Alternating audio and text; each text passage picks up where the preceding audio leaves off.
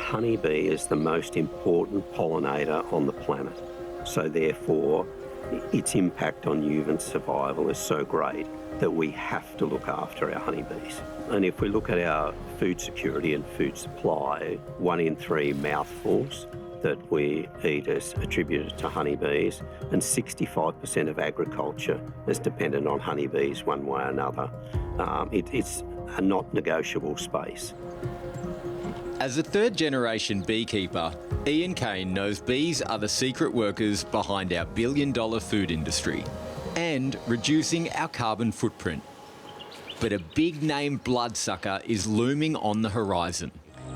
Right now, a tiny parasite is threatening to wipe out our bees. Feared Varroa Destructor could decimate local bee population. Blood-sucking parasite that brings with it disease and viruses. It's the last inhabited continent without Varroa mite, which has already destroyed bee populations around the world. The Varroa Destructor is a terrible little parasitic mite that breeds and lives in European bees. So they hitch a ride on a bee and they feed on that. But more importantly, when they get into a hive, they get into the larva as the brood in the beehive is being developed, and they feed on the fluids and the blood supply of that larva, and weaken it to a point where it causes total destruction in a year or 2 years, depending on the level of infestation. Australia is the only populated continent without Varroa Destructor. With bee biosecurity a priority, enter the Purple Hive Project, an initiative from Bega and Bee Honey to preserve our ag industry from the damage Varroa Destructor has caused overseas. But they couldn't do it alone. To be honest, coming from an astrophysics background and no agriculture and honestly no learned in university tech background, I had no idea about bees. But look, you can actually see the quality. You can see the tiny little fingers. Joel and Vignesh are the brains behind the Purple Hive Project. Yeah, we hadn't done much in rural agri-tech before, but we both were quite passionate about doing something in the Australian landscape, something to do with environment, and taking what we learned in technology from the city and take it out to the country and just explore. And consistently, bees kept coming up. And the need for bees, the need for bees, the need for bees. And so that's when we said, all right, well, we got to start doing something that can combat the Varroa Destructor without harsh chemicals that allow the beekeeper to not manually manage all of the hives and make it easier for them.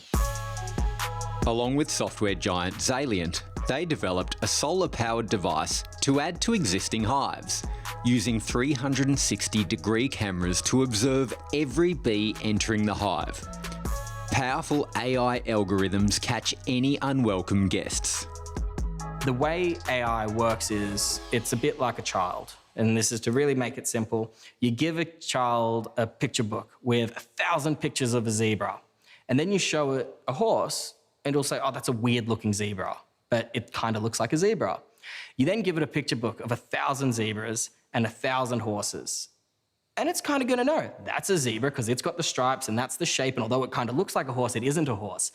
That's it. That's the same for computer vision AI. We feed the model and train it with lots and lots of images of bees, lots of images of mites, and it will then just continue learning. The concept is a simple one, although there is one problem.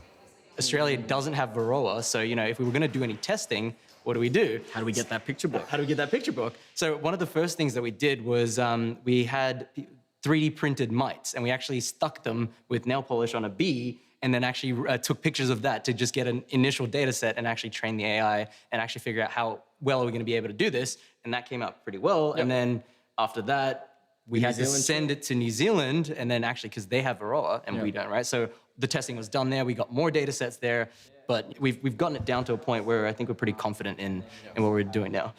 While still in the development stage, the bees also have an input: their attraction to the colour purple.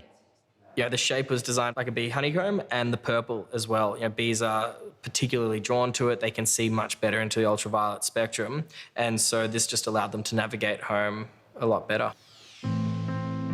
It could be a game changer in the way we look at bees. And if you think, in a production sense, when we're in mid-season, there'd be 45 or more thousand bees in a beehive, and in our business we manage 1,200 beehives, so you can do the maths on that.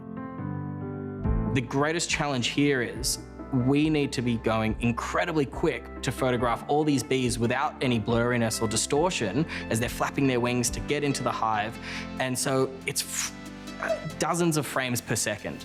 So it's essentially someone's looking at every single hive 24/7 for you, and then when something does come up, you get notified immediately.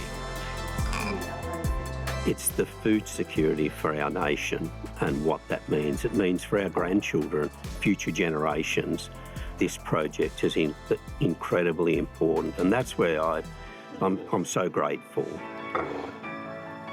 There you go. Thanks.